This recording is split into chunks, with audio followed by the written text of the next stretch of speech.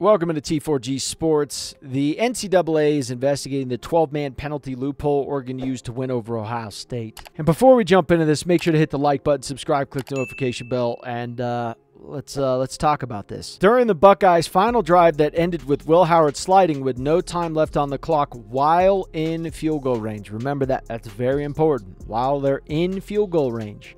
Their kicker is damn good, by the way. That is a very good kicker. Oregon appeared to intentionally put 12 defenders on the field. Lanning has since confirmed it was indeed a strategic decision rather than a mistake, which I think is a mistake to say that.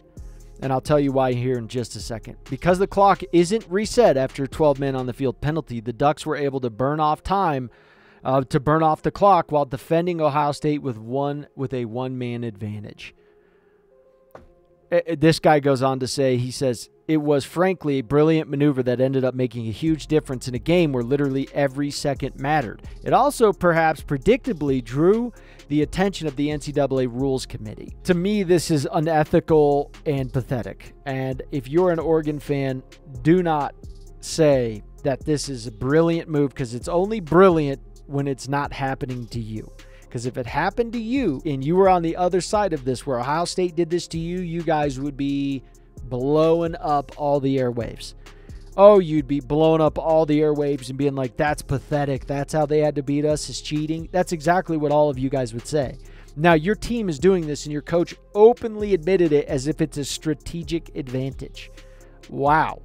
Really? What about Ole Miss doing that with the fake injuries? Is that a strategic? No, the rule book states, people, that you need to be ethical, because the NCAA knows that there's loopholes in their rules. They know it, but what they say in the rule book is we expect you to be ethical.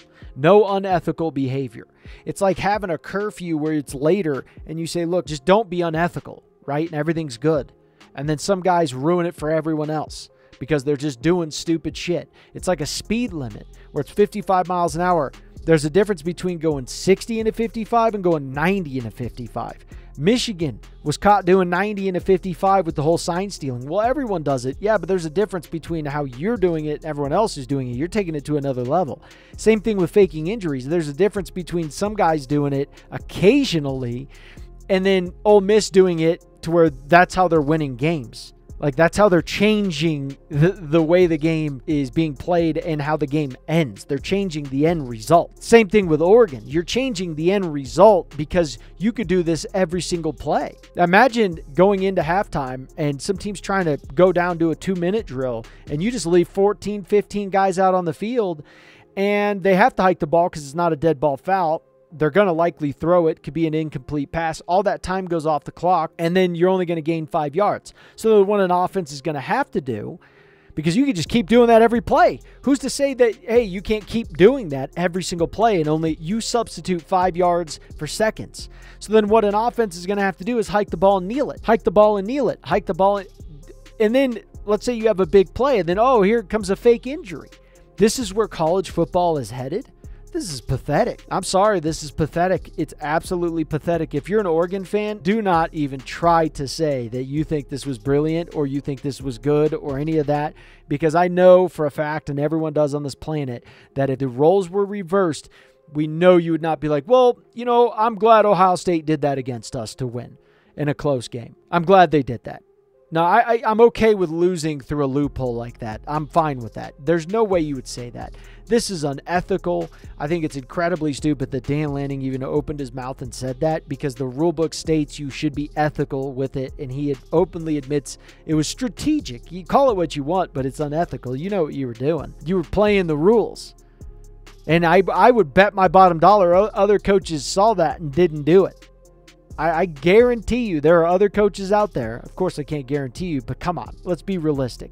There's coaches that have probably thought about this and went like, that's too far. We'll do other things, but that's going 75 to 90 in a 55-mile-an-hour speed limit. It's just not something you should do. And same thing with the injuries. Teams faked injuries, but there's a difference between going 60 in a 55 and then going 90 and doing what Ole Miss is doing. This is pathetic. And if some guy was ever in a competitive situation against me and he had to beat me through loopholes, how do you think I would feel about that guy? How would you feel about them? Would you respect them? How would you really think about that person? You'd think they were pathetic. You really would. So, unfortunately, Oregon has to pull stuff like this to win a big game like this against Ohio State. And to me, that is the most disappointing thing I've seen is, like, this is how you beat Ohio State. Through loopholes? Okay. Let us know what you guys think down below, but I'm disgusted where college football is headed, and I'm disgusted that Dan Lanning thought that this was strategic. It's pathetic is what it is. And Oregon fans, now you got to hear about it through Ohio State fans. They're going to tell you, oh, that's how you had to beat us, huh? It's pathetic.